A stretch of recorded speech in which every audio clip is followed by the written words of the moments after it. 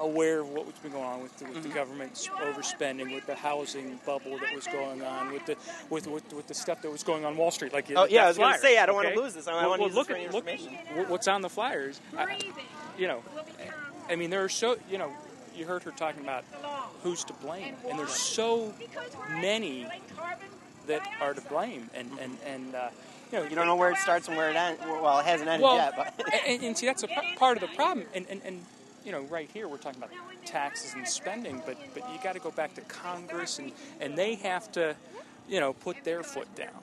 And then you talk about the Federal Reserve. Well, Chairman Bernanke, and before that Alan Greenspan, they have to put their foot down as regulators to stop a lot of the stuff that's been going on. And then you have things like the SEC, who just looked the other way for years and years and years, and you had people like Madoff and the Wall Street bankers who were reaping the rewards, the multi-million-dollar bonuses, and giving out loans to anybody who would take them. Yeah. I brought them here because, with what we committed to last year, with the first $700 billion bailout of Wall Street, and before that the bailout of Bear Stearns, and over the summer the bailouts of Fannie Mae and Freddie Mac. And then we get a new administration, and everybody's all happy, let's hope for change. And then we do the same things over again. And what are we doing? We're giving more money to Wall Street. We're bailing out more companies. We bail out AIG. We bail out, the automakers. Who's paying for it? These guys. And, that's why it's so important to me, because I'm going to be long and dead. And these guys will still be paying for the stuff they're committing to today. You've got to put a stop to it. And one of the best ways to put a stop to it, the flyer I gave you talks about the fair tax. That's one of the things that can help our country greatly.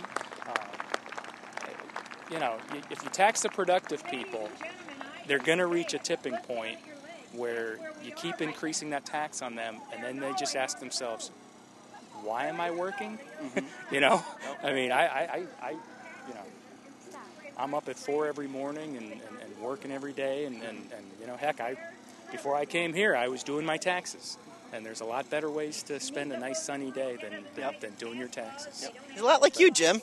In case you didn't know, Jim just finished his taxes today too. Well, and it's not that I waited. I've been working on it. Yep.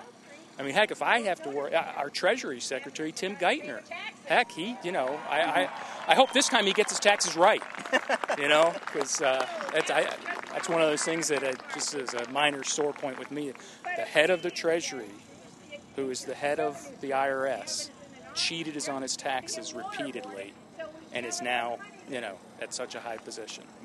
Go figure, But, exactly. Now, is there anything here that has brought more attention to this, or is this kind of, this whole gathering, has anybody said anything that's really kind of struck a chord with you even more? Not so much struck a chord, but just reinforced, feelings I've been having, and you talk to other family members at gatherings like over Easter and over the holidays, over Christmas and stuff, and you just... What I'm feeling so good about is I'm realizing how many people feel like I do, and I'm hearing a lot of the same message that, So I was reading about some of the other tea parties around the country, and I mean there's some huge turnouts, and so maybe there is hope for us,